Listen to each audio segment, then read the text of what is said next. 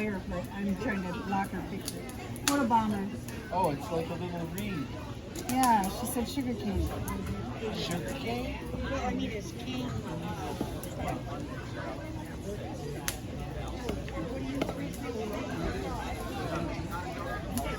We're asking for you. 4 3s, 2 C's.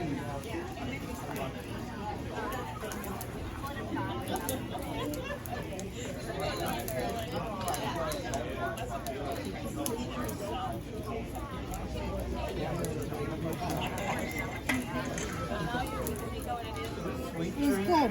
Yes, it was very sweet. It was heavy. It's like drinking a port wine. It's really heavy, like a dessert. So then what is it that you didn't like about it? Very heavy, like Oh, a dessert. And I do like desserts. I like sweet stuff. But then the second one I tried was a ginger, and that was a little bit better. But he only gives you a tiny little sip. You can't take 2 sips of it and really taste it. You only get 1 sip. Why you remove I the want to get water? him a tip. I don't know, honey. You might get boil fast. Okay. Because it was such a small sip. he If gave there was us. too much water in Almost there, not tasty. when he added the volume of fish, it would have overflowed. It's just water, salt, and potatoes. And Oh, where is the fish? no, the It's fish not out only here cooks yet. for a little while, honey. Oh. It'll be a while before the fish comes.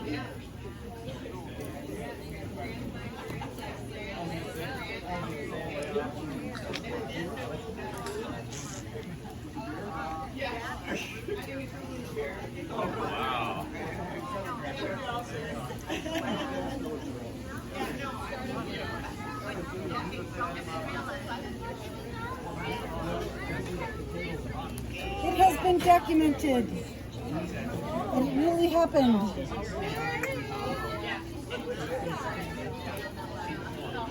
that guy's tall.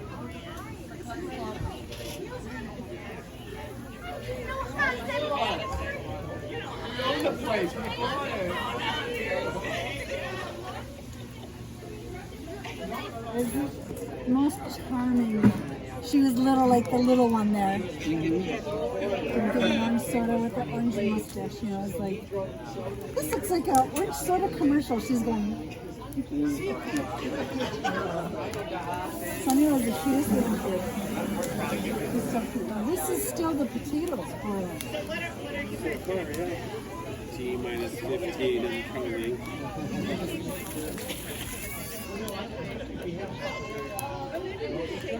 This is what I would do. Anywhere you go, you would go. I thought maybe That the was just spark took you waiting. off. He was waiting his opportunity to bring it up. Oh, there was some. I'm sure there was some reason. Okay, now he's going to answer first. The fish is going there. Ooh.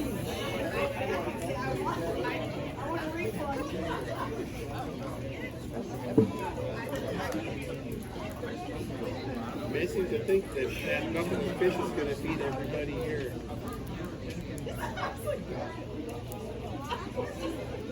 So I can cook the fish. For breakfast.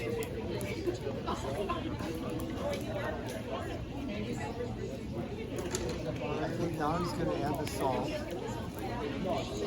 Lots of salt. Oh, yeah.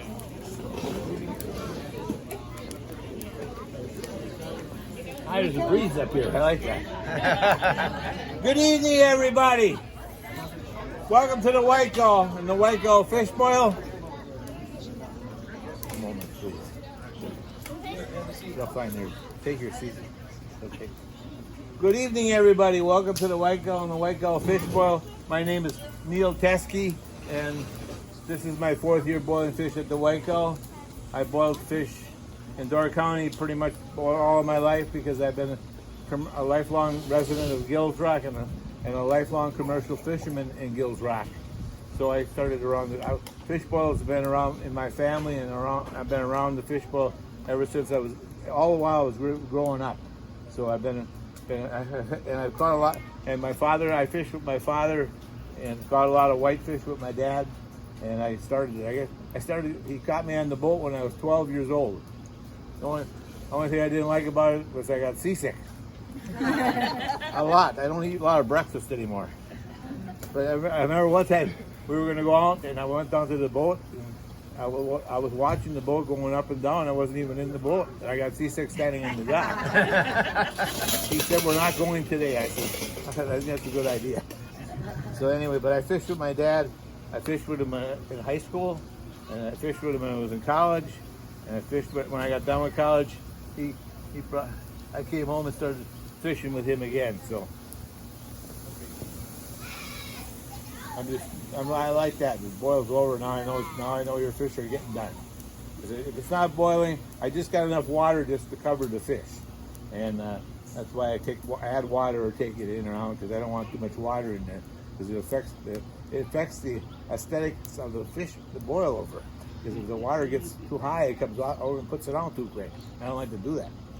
So anyway, I fished with my father, and when in '71 I graduated from college. He had sent me off to college to have a backup plan, because he knew that they call it fishing, they don't call it catching. So there was a reason for it. So because fishing when I fished with my father, I remember we used to fish. We'd catch 200-300 pounds of whitefish, and we thought we had caught a lot. And for many years there, it wasn't very productive here. My father actually traveled to St. Ignace and to Frankfort, Michigan, to fish whitefish and chubs in those areas, because there wasn't enough here he couldn't make a living doing it here. So, but when '71 I graduated from college, it must have been an omen, because the whitefish came back in abundance, and they have been here pretty good ever since then. There hasn't been many years where we have had slow. The only years we had, like one year in 1980, we had a slow year where my total production was only 80,000 pounds. So, but most of the years I fished with my father, we were at 150,000 to 250,000 pounds of whitefish every year. Wow. So, and then we fish chubs in between. So I guess maybe catch 50 to 75, maybe 80,000 pounds of chubs in a year too, besides. Anyway, the fish boil's been in Door County longer than I have been. It's the early settlers in the late 1800s, early 1900s, they did a lot of logging here, so they would have fish boils in the woods, and because there was logging crews of 10, 15, even 20 men sometimes, and they all pitched in and helped each other in the woods, because there was no power tools. There was only hand saws and axes and a horse or maybe two horses to get the logs out of the woods. And so they would have fish boils in the woods, because it was a hot meal in the woods, and they did it primarily in the winter because it was cooler, less insects, and they didn't like muddy ground. They liked frozen ground, because they were going to get the logs out, and otherwise, and because sometimes they used sleighs or wagons, and they didn't want to get them. They liked it frozen.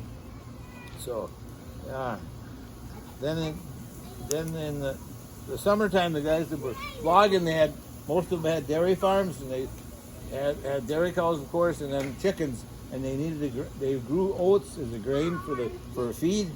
So everybody would gather up their oats and put it in a wagon, put it in the barn, and then on a certain day they would hook up the steam engine to the thrashing machine, and they would travel down the one front to the next. And it was a community thing again. Everybody pitched in and helped, because there was no grain elevators, and there was no balers, and the hay had to go in the mow by hand. So everybody helped each other out, and then they would have potlucks for fish boils afterwards. And then in the early '60s, the Viking Grill and the Waco started serving the public. So it has a long history in Door County. So we're cooking whitefish here tonight, which is, hang on, I gotta watch the time, watch the kettle, talk to you. Sometimes I lose my place once in a while. So, but anyway,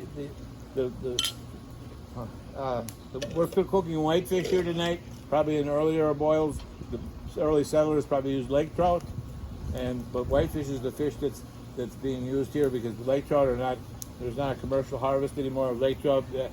There was at one time, actually Lake Michigan at one time produced 6 million pounds of lake trout a year until the sea lamprey entered into the lake. And in 5 years, they were all gone. They were exterminated. The sea lamprey completely wiped them out. And it not only wiped them out here, wiped them out here, Huron, Ontario and Lake Erie, Lake Superior. They didn't wipe them out, the native population of Lake Trout, because the St. Mary's River blocked the population from getting too large up there because the lampreys couldn't quite make it up that river. So they still got up there, but they didn't eliminate the lake trout like they did in Lake Michigan. So, and then after that, there was no lake trout harvest by commercial fishermen anymore.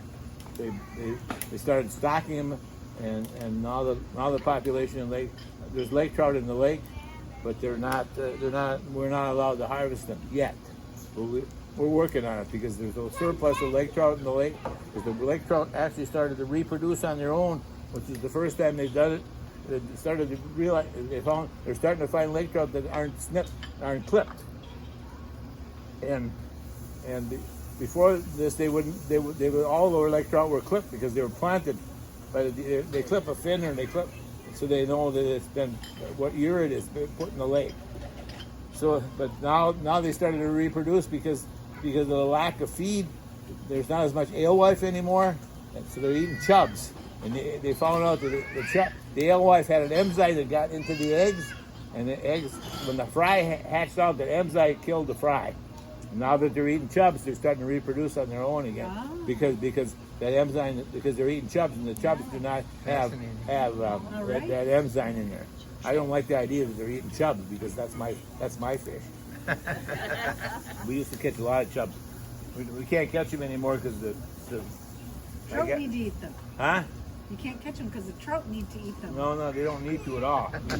We need to catch the trout and get less of them in the lake.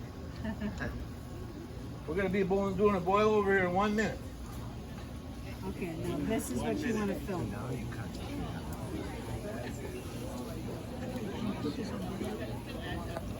Yes, you can. You do want to do video.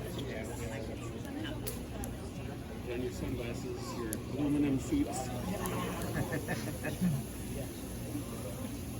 Your asbestos underwear. Yeah.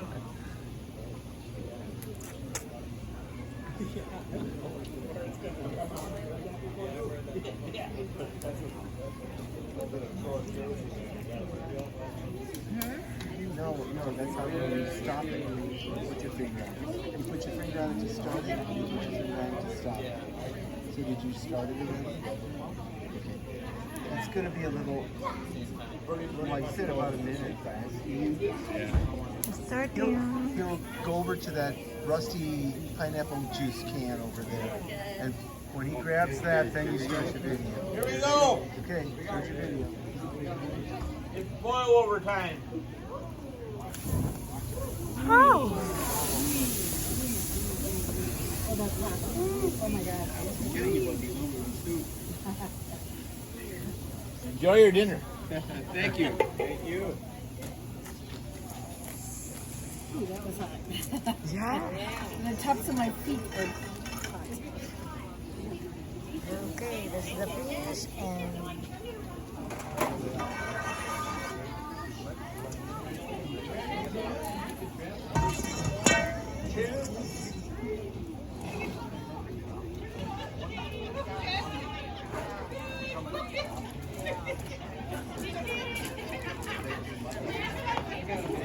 Hi, fish.